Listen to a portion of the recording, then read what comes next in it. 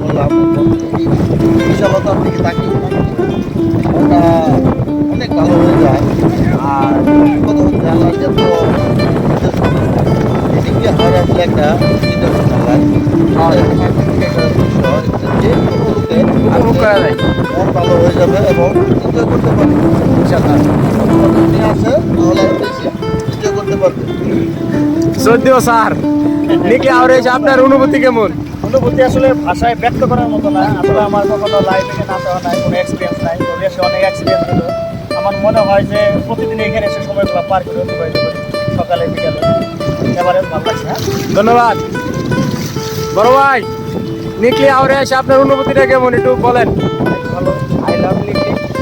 আপনার সবাই আসলে লিখলি ঘুরে যান, কোনোভাবে আসেন আর আসলে অবশ্যই ফটো করার চেষ্টা করবেন। আরও আনন্দ অনেক ফুল করে দেবেন।